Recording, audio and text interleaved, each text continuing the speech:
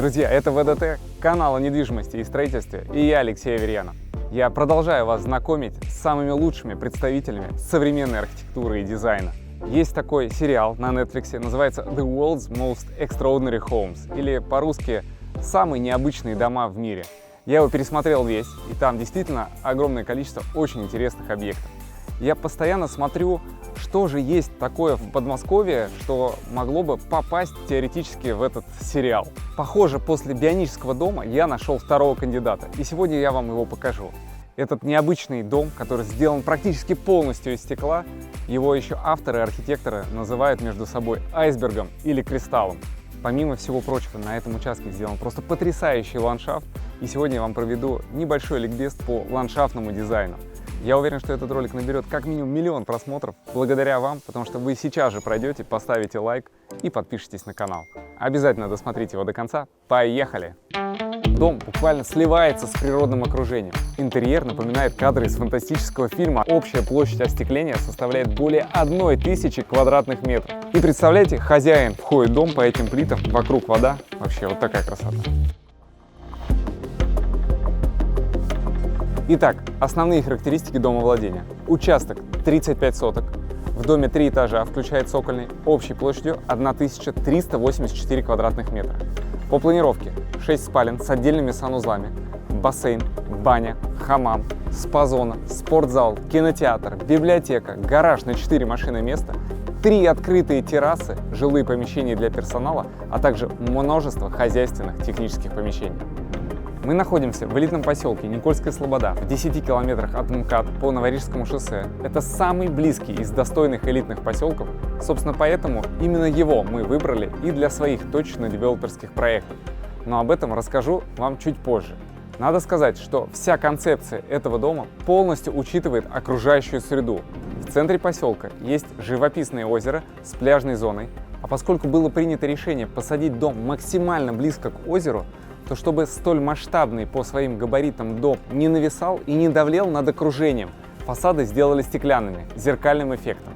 Получается, что дом буквально сливается с природным окружением.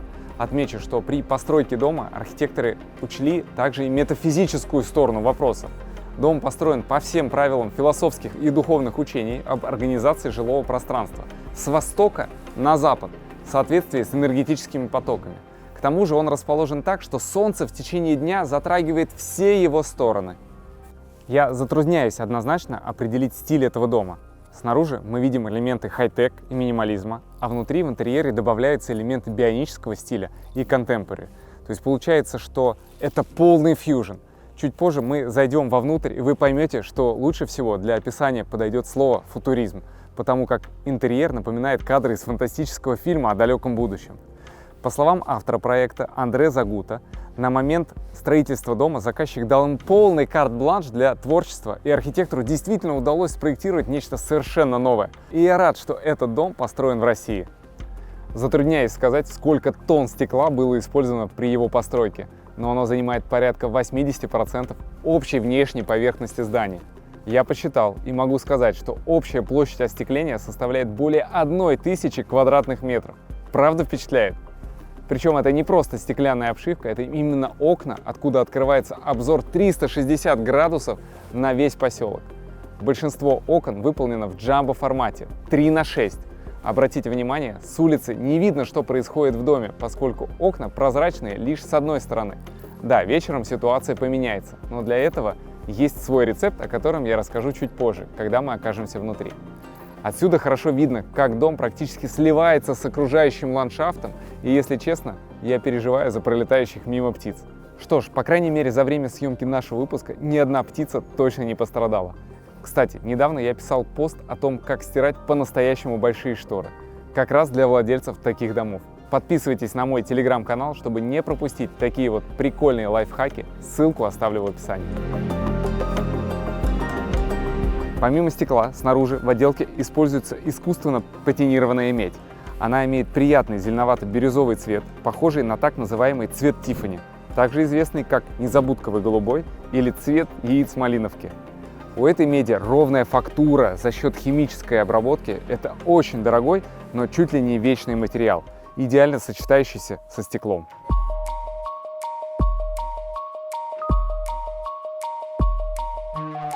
Все, что касается экстерьера дома и участка, здесь доведено до идеала. Особое внимание здесь уделяли ландшафтному дизайну. Мы довольно редко говорим об этом на нашем канале, но этот мини-парк, и я бы даже сказал дендрарий, в который превращен этот участок, определенно заслуживает внимания. Поэтому я решил провести небольшой ликбез по ландшафтному дизайну, а заодно рассказать, что здесь есть. Итак, ландшафтный дизайн – это отдельное направление в проектировании, не менее важное, чем архитектура и дизайн интерьера. Каждый объект такого уровня – это отдельное произведение искусства, в которое все должно сочетаться в единую эстетическую систему, создавая неповторимую атмосферу. Если разложить это дело на части, то все начинается с вертикальной планировки. Дизайнеры смотрят, где будет повышение, понижение, и в зависимости от этого уже дальше планируют свои действия. Не менее важен технический этап. Сюда входит дренаж, ливневая канализация, освещение, полив и доступ к поселковым коммуникациям. Конечно же, важный момент – это подбор и посадка растений, а также элементы благоустройства. Заезд на участок, площадка для парковки, дорожки, а также малые архитектурные формы – это скамейки, беседки, зоны барбекю и так далее. Еще к ландшафтному дизайну относят, естественно, ограждения и то, как они выполнены. А теперь давайте пройдемся по участку, и я покажу, что здесь есть. Здесь высажено больше 50 видов растений. Давайте быстренько пробежимся по некоторым из них. Это, например, змеевидная ель, черемуха, сосна кедровая или просто кедр, клен и бонсай из ив. Вообще бонсай – это японское искусство выращивания точной копии больших растений, но в миниатюре. Но в ландшафтном дизайне также используется это понятие. На этом участке есть еще и другие бонсай, которые мы позже увидим. О, а вот это, кстати, ребят, называется тимьян или, кто знает, чабрец. Отличная добавка к чаю, мне она очень нравится. Ароматная, вышел из дома, нарвал себе свеженьких листочков и заварил чаек вкусный. Обратите внимание на эти ограждения из туй. Мы тоже так часто делаем, практически на каждом из наших проектов, высаживаем плотную изгородь из туй. Но здесь собственник пошел еще дальше, и он сделал ее в 2 ряда. Первый ряд идет внутри забора, а второй снаружи. Таким образом получается просто сплошная зеленая стена, через которую ничего не видно. А это очень интересный дуб, он называется красный дуб, но пока что листики еще зеленые. Есть некоторые листья, которые становятся уже такого желтоватого цвета, но буквально через несколько недель он же станет полностью багровым. И это тот дуб, который практически до самой поздней осени, может быть даже до зимы, постепенно теряет свои листья. А вот здесь смотрите, какая прикольная лужайка, полностью покрытая мхом. Вообще, конечно, принято делать газонную траву, да, но ее надо косить, а здесь сплошной ковер такой зеленый. Мне кажется, очень здорово. Пойдемте, я вам покажу еще один уголочек на этом участке, очень интересный. Вот здесь вот прям в самом углу, между туй, есть такая площадка. Выведена труба, и здесь планируется установка дизельного генератора.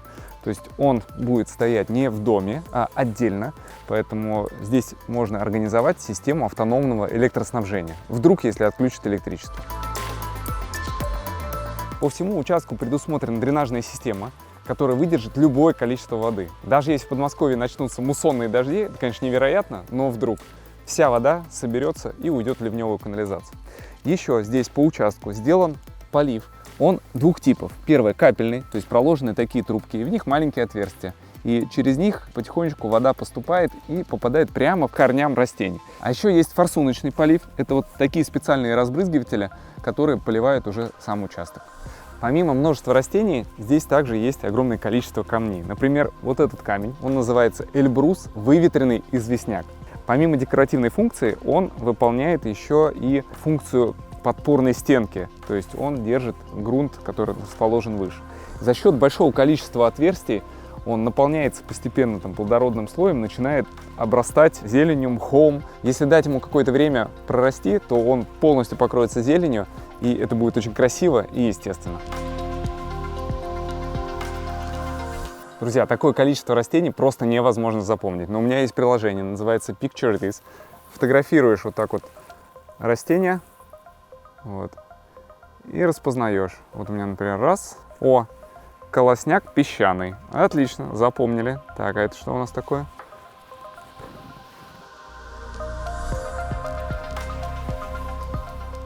А это вереск. Очень крутое приложение, ссылка будет в описании. Так, двигаемся дальше. У нас здесь такая одна из самых важных зон. Это зона террасы, это выход у нас из комнаты отдыха, зоны спа. Здесь приятная площадка, тоже в окружении зелени, где можно после сауны или хамама классно отдохнуть и насладиться тишиной. Здесь еще посадили клубнику, самая настоящая клубника. В этом году я здесь был, когда она плодоносила, огромные ягоды такие красные, вкусные, сладкие, тоже с капельным поливом. А помимо клубники есть еще и земляника. Вот посмотрите, даже еще какие-то ягодки остались. Вот они. Октябрь месяц, а ягоды висят. Особая гордость ландшафтного дизайнера — это вот эта коллекция ив. Мы уже 4 прошли, и вот, например, 5-е. Все они очень разнообразны, а вот еще в углу одна стоит. А мне нравится вот эта лужайка, она такая очень прикольная, и это как раз есть тот самый бэк-ярд при этом доме, еще одно место для тусовок. Помимо декоративных растений, есть здесь и плодовые. Например, голубика, смородина, слива, а вот и яблони. Смотрите, яблочки спеют. Прямо можно выйти и витаминчиками зарядиться. Так, ну и свой собственный огород. Посмотрите, как сделаны грядки. То есть они выложены из камней. Очень удобно, не нужно сильно наклоняться. Спокойно себе пропалываешь, и вот у тебя зелень прямо к столу своя собственная. Друзья, а как вы думаете, стоит ли устраивать такие небольшие огородики в домах за несколько миллионов долларов? Напишите, пожалуйста, в комментариях. Еще обратите внимание на эти 3 вида можжевельников, каждый на своем ярусе. У каждого своя структура листьев и немножко различается по цвету. Очень здорово дополняет вот этот такой зеленоватый, голубоватый цвет фасада. Вообще растения здесь подбирались таким образом, чтобы обеспечить как можно более широкий диапазон цветения. Поэтому все, что вы здесь видите, цветет практически весь весенний летний сезон и вплоть до глубокой осени. Помимо всего прочего, еще очень много вечно зеленых растений, которые будут радовать собственника круглогодично. Без такого великолепного ландшафтного дизайна этот дом производил бы куда более скромное впечатление. Друзья, я, кстати, столько всего знаю про ландшафтный дизайн, потому что мне удалось сюда приехать заранее и пообщаться с автором проекта Анастасией Миронычевой. Анастасия не просто ландшафтный дизайнер, она инженер садово-паркового строительства. И она настолько увлеченный профессионал, что она очень хочет довести этот парк до идеального состояния, хотя и сейчас тут очень неплохо, но нет предела совершенства. Сейчас мы проходим самую темную часть участка, она закрыта домом, это северная сторона. И посмотрите, она тоже утопает в зелени. Все благодаря тому, что просто правильно подобраны растения. Здесь есть тис, лжецуга, другие почвопокровные растения. Друзья, спешу вам показать эту парадную лестницу, потому что она супер необычная. Здесь использовали так называемую технологию сегментного бетонирования. Фундаменты выполнены ровно под ступеньки, а вокруг есть пространство для плодородного слоя, чтобы можно было высадить вот эти растения. А сами плиты не просто нарезали циркулярной пилой, а сделали вот такие вот колотые края, так что это кажется более естественным. При этом поверхность термообработанная, она шершавая и на ней не подскользнуться. Вот у меня нога не скользит вообще. Они очень тяжелые, каждая плита устанавливалась краном. А самые тяжелые плиты находятся при входе в дом.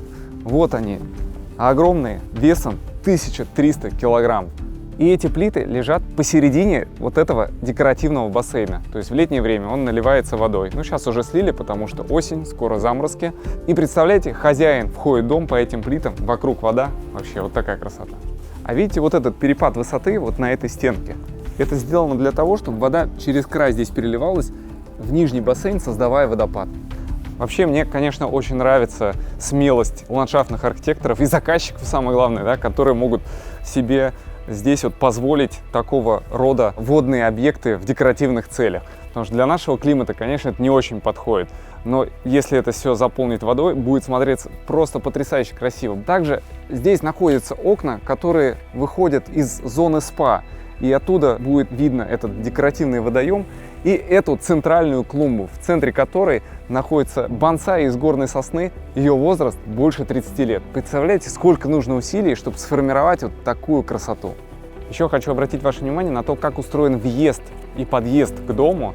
Большая площадка за счет того, что дом отнесен к задней стороне участка, большое количество машиномест, ну и очень удобный въезд в паркинг. 2 ворот, в каждый из которых может ехать по 2 машины. И последние растения, которые у нас остались, тоже очень интересные. Это на самом деле туя, но посмотрите, каким образом она обработана. Очень красиво смотрится. Но самое классное растение, как бы не банально это звучало, это тополь. Посмотрите, какого он цвета, он как будто покрыт инеем, и он абсолютно гармонирует с цветом всего дома и вот с этим цветом Тиффани. Кстати, ворота тоже сделали в общей стилистике. Ну и на Новый год можно нарядить эту голубую ель, добавить к ней гирлянды, тем более, что электричество уже подведено. Дом очень просторный, здесь высокие потолки и много воздуха. К сожалению, еще пока не выполнена отделка, но я обязательно покажу вам бомбический дизайн-проект, такой же необычный и даже экстравагантный, под стать внешнему облику дома. Он и позволит нам представить, как здесь будет круто, когда отделочные работы будут завершены. Кстати, дизайн в интерьере предполагается сделать совсем не минималистичным. В отличие от фасада, здесь много декора, металлических элементов и дерева. Ну что, сегодня мы будем развивать воображение и сравнивать те объемы, которые видим, с визуализациями. Готовы? Поехали! Друзья, мы оказались с вами в холле, он примерно 23 квадратных метра.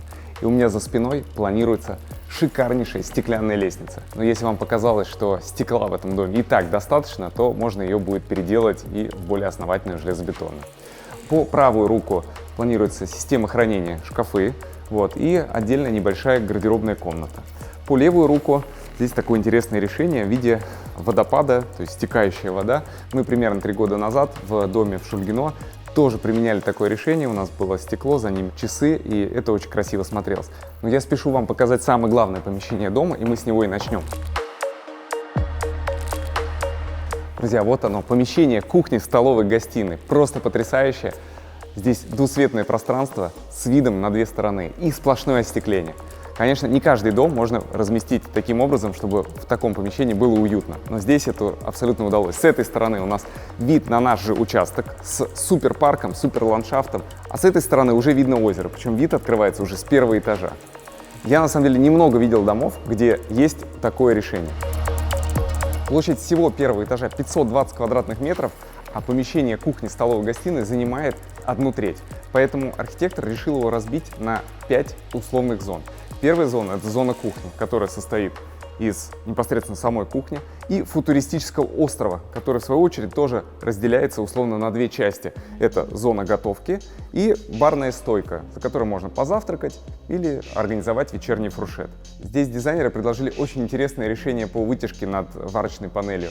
Оно мне напомнило музей искусств из австрийского города Грац. Правда, похоже? Так, ну и рядом с кухней у нас столовая зона. На лестницу пока не обращайте внимания, она временная. Здесь предполагается стол из единого большого слэба дерева на 10 посадочных мест, прямо напротив окна. А это каминная диванная зона. И здесь предполагается такой островной камин на всю высоту. И вот можно видеть отверстие в потолке, туда как раз можно встроить будет дымоход. Это зона релакса. Смотришь, опять же, на озеро, наслаждаешься огнем, очень здорово. И здесь еще предполагается шахта для лифта. Несмотря на то, что дом всего лишь в 3 уровнях, но тем не менее здесь будет очень классный стеклянный лифт, который связывает все 3 этажа. А в этой части гостиной очень необычное для загородных домов решение. Это большой подиум, на которых можно устраивать, не знаю, театрализованные представления, даже приглашать актеров. Но здесь сейчас стоит рояль в таком футуристическом тоже стиле. Почему бы и нет?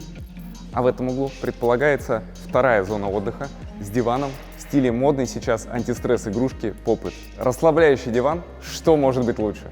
И очень интересный журнальный столик, буквально сделанный из книг. Многие визуализации, которые вы видите на экране, весьма непривычны, поэтому я буду останавливаться и расставлять акценты. Отдельная тема — заливные полы толщиной 3-4 мм, которые у нас довольно редко используются, но для такого стиля это идеальное решение и по бюджету, и по эффективности. Они не ограничивают фантазию дизайнера и позволяют использовать любые цвета и рисунки. Кстати, в их основе эпоксидная смола и каучук, которые не оказывают вредного воздействия на организм человека. Надо сказать, что все материалы, которые запланированы к использованию внутри дома, натуральные или, как говорит автор проекта, не фейковые. Весь интерьер пронизан антропоморфными элементами дизайна. Губы и нос на противоположных стенах гостиной, интересные светильники в виде лезущих по окнам человечков, кресло в форме человеческого лица, И фигура людей в виде ограждений на балконе второго этажа. Многие из вас знают, что при знакомстве с любым домом, будь то объект для съемок, потенциальный эксклюзив или просто классный лот моих брокеров или коллег, в первую очередь я изучаю не фотографии, а планировку. Я пытаюсь представить себя в роли хозяина, чтобы оценить, насколько удобно здесь жить. И честно вам скажу, этот дом состоит из многих загадок, которые я не сумел разгадать. Но я был бы не я, если бы я не разобрался. Часовой разговор с автором проекта помог мне погрузиться в задумку архитектора и даже немного проникнуться смелостью его идей.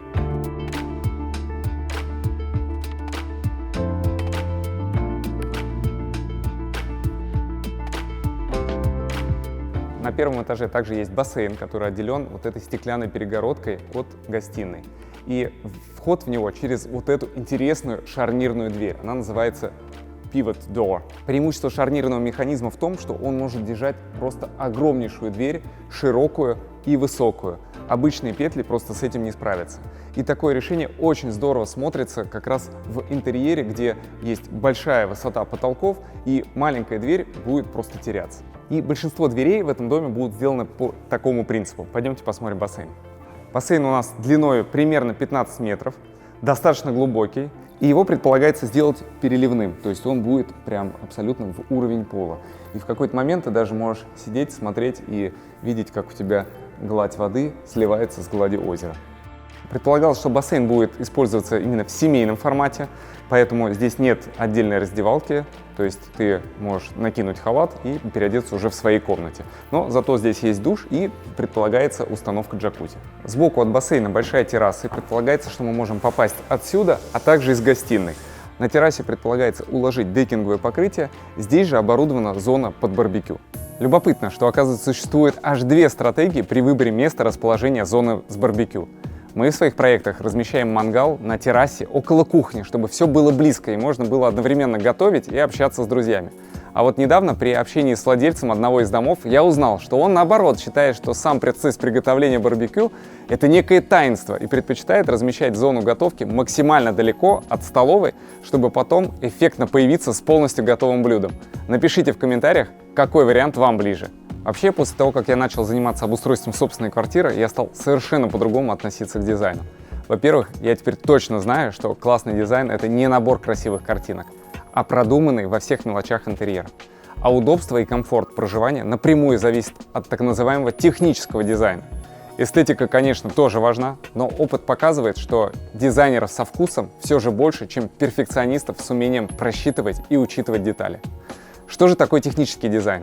Смотрите, два последних дома, в Павлово и в Пенатах, мы продали еще до окончания внутренних отделочных работ, когда покупатель мог только вообразить себе финальную красивую картинку. И на этих примерах я осознал, что дом со свободной планировкой люди покупать не готовы, а дом без отделки, но с полностью продуманной концепцией, планировкой, разведенной качественной инженеркой, законченным фасадом и ландшафтом готовы. Да еще и на ура. То есть дом должен быть понятным, пусть и не в финальной стадии по тапочке, как я люблю. Это и есть технический дизайн. И он есть здесь, поэтому я очень верю в продажу этого дома в текущем состоянии. И второй вывод, к которому я пришел, что для реализации сложного проекта нужен очень сильный архитектор-дизайнер в одном лице, чтобы у него одного в голове была вся информация и планируемые идеи. К сожалению, расширением количества занятых на проекте людей сложную задачу не решить. Вы однозначно потеряете время на синхронизацию мозгов. Как я уже говорил, треть пространства первого этажа занимает кухня-столовая-гостиная, одну треть бассейн и одну треть жилой блок, в котором мы сейчас находимся. Он предполагает обустройство 4 спален. Туристичность интерьером добавляет тот факт, что ванны запроектированы непосредственно в самих спальнях, а не в отдельных комнатах за стенкой. Друзья, поделитесь, пожалуйста, в комментариях, какие преимущества и недостатки такого решения вы видите, принимая тот факт, что это дом элитный и убираться он будет силами обслуживающего персонала. Эту спальню площадью 46 квадратных метров дизайнер видит в черно-белых тонах, а в угол как раз и установлена большая круглая джакузи. Отличное решение, потому что можно открыть вот так вот это большое раздвижное окно, сидеть в ванной, ты полностью на природе. Соседи тебя не видят, поэтому за приватность можно не переживать. Мне очень понравилось, как дизайнер здесь запланировал освещение. Большие круглые светильники расположены не только на потолке, но и равномерно распределены по полу. Ощущение, что ты в космическом корабле. Вторая спальня площадью 33 квадратных метра имеет тоже шикарный вид, но уже на озеро. И я напомню, что мы изнутри видим все, а нас снаружи практически не видно. Эта комната выполнена в фиолетовой гамме, и здесь тоже пол как бы отражается от потолка. Орнамент на потолке и на ковре напоминает олимпийские кольца. Комната будущего чемпиона, не иначе. Как и в прошлой спальне, ванна находится внутри комнаты, а санузел за изголовьем кровати. И это абсолютно нестандартное решение. Хотя о каких стандартах можно говорить, когда речь идет про индивидуальную архитектуру, не имеющую аналогов? Третья спальня 28 квадратных метров, и выполнена она уже в бирюзовых тонах, которые очень свойственны этому дому. И здесь мне нравится вот эта бионичность решения, когда рейки задают такую плавную форму и переходят на стены. И последняя, самая скромная комната, 20 квадратных метров. Вполне вероятно, она может стать гостевой. Здесь она уже без ванны, но тоже со своим санузлом. Друзья, поделитесь, пожалуйста, в комментариях, какая из 4 комнат вам понравилась больше всего.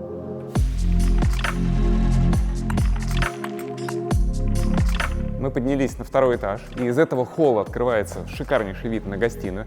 А вот здесь вот то самое ограждение из человеческих фигур.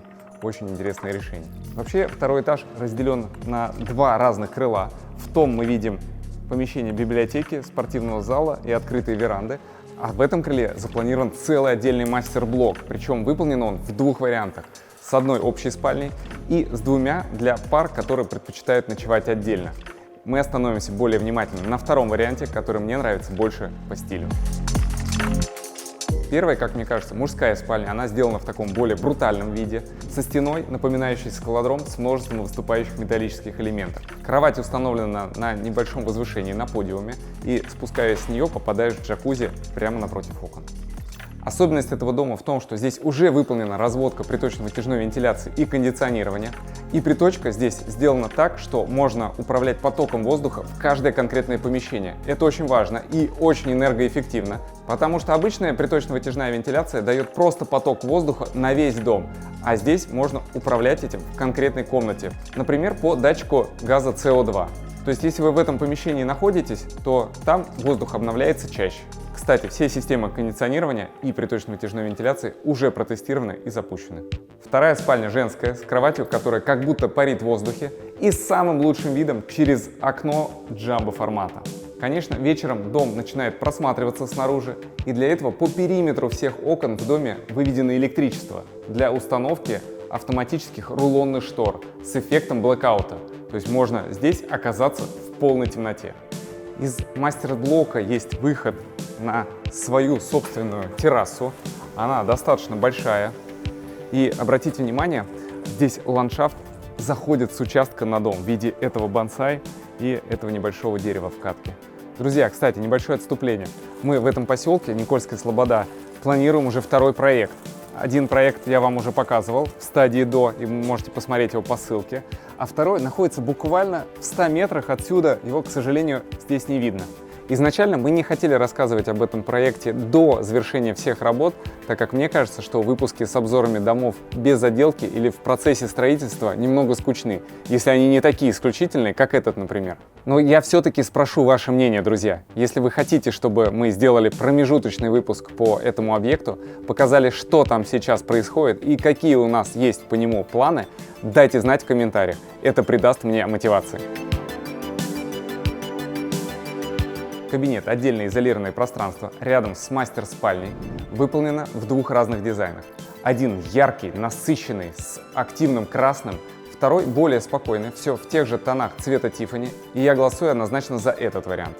В интерьере кабинета использованы мои любимые двери со скрытой коробкой, когда они являются продолжением стены, а не отдельным элементом. Здесь таких дверей две, и они сделаны полностью от пола до потолка, высотой примерно 3,5 метра.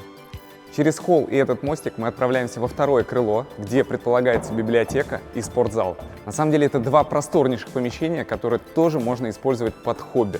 Вы помните, в одном из наших выпусков про дом в Time 2 была целая огромная хобби-мансарда, и там была размещена такая творческая студия. Здесь ее тоже можно разместить. А из библиотеки мы попадаем в спортивный зал. Вот здесь можно установить беговую дорожку, встал себе спокойненько и побежал с видом на озеро. Потрясающее ощущение и хорошая мотивация. Дизайнер предполагает здесь постелить такой зеленый ковер-газон и установить множество тренажеров. Места для них хватает. А после активной тренировки можно выйти на террасу и почилить в уличном джакузи, который, кстати, здесь уже установлен. Оно абсолютно новое, еще даже не распечатывали. Конечно, подобный стеклянный дворец не единственный в своем роде. Если вы следите за каналом, то знаете, что я коллекционирую самые необычные проекты частных домов со всего мира и даже делаю такие спецвыпуски. И вот мой топ-5 проектов, о которых я бы вам рассказал в таком выпуске о стеклянных домах. Первый, так называемый невидимый дом, площадью 500 квадратных метров в калифорнийской пустыне. Чтобы максимально замаскировать строение, его установили на сваях между валунами. Второй дом-невидимка находится в Италии. Перед специалистами стояла задача построить комфортный, ультрасовременный дом рядом с уже существующим строением. Результатом работы стал уникальный проект из двух полностью изолированных друг от друга модулей. Третий дом-башня в стиле современного городского небоскреба построен в лесу американского штата Нью-Йорк.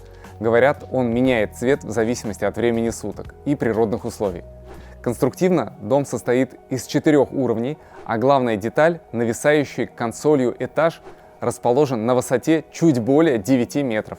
Четвертый современный стеклянный дом расположен на дереве, куда можно попасть только по 12-метровой веревочной лестнице. Это бунгало-отель Tree Hotel, находится в городе Харадс в Швеции и называется «Зеркальный куб». Стоимость одной ночи размещения для 2 гостей стартует от $4700.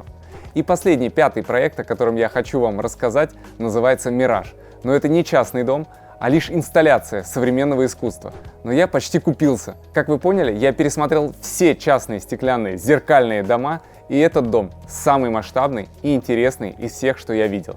Но если я что-то упустил, то кидайте ссылки в комментарии. Ну а если вы тоже любите современную архитектуру и с удовольствием смотрите обзор этого дома, подписывайтесь на канал ВДТ прямо сейчас. Я подожду. 1, 2, 3. Готово? Тогда поехали дальше. Друзья, мы спустились в цокольный этаж, где под кухней-столовой на площади примерно 140 квадратных метров расположен спа-комплекс. И центральным его ядром является 4 основных помещения. Это сауна, хамам, массажный кабинет и душевая. Создатели этого дома называют его трансформером. И это очень хорошо видно как раз по спа-комплексу. Например, вот здесь вот расположена раздевалка. И встроенные так называемые pocket doors, которые прячутся прямо в стену и могут выдвигаться тогда, когда это необходимо. Таким образом можно выделить зону раздевалки или отделить массажный кабинет. Диванная зона отдыха с телевизором, лежаки и купель расположены вокруг центрального блока. Здесь же выход на улицу. Обратите внимание на эту огромнейшую, большую раздвижную портальную дверь. Это самая большая дверь в этом доме. Можно вот так вот полностью ее раскрыть и практически оказаться здесь, на природе. На самом деле он называется цокольным этажом, но он находится на уровне земли. Кстати, двери выполнены компанией Шуко, но даже для них это был нестандартно большой размер. Здесь же на визуализации стоит настольный футбол ограниченной серии от Audi. А отсюда мы видим вход в гараж. И вы можете заметить, что гараж не отделен сплошной стеной. Здесь предполагается стеклянная перегородка. И это отличнейшее решение не только для любителей авто, но, возможно, даже и для коллекционеров. Тем более, что в гараж помещается 4 автомобиля, ну и можно еще 3-4 мотоцикла поставить. И, конечно же, мои любимые стеклянные ворота. В таком доме другое решение можно было бы даже не ожидать. Абсолютно органично в таком доме увидеть футуристичный кинозал площадью 24 квадратных метра с супер модными креслами для вальяжного просмотра. Здесь ты сразу ощущаешь, что попал в фильм «Трон». Помните такой? Но на самом деле история с домашними кинотеатрами слишком сильно переоценена, и чаще всего они просто простаивают. Но у меня для вас есть интересное решение. Эту комнату можно переоборудовать в техническую кухню.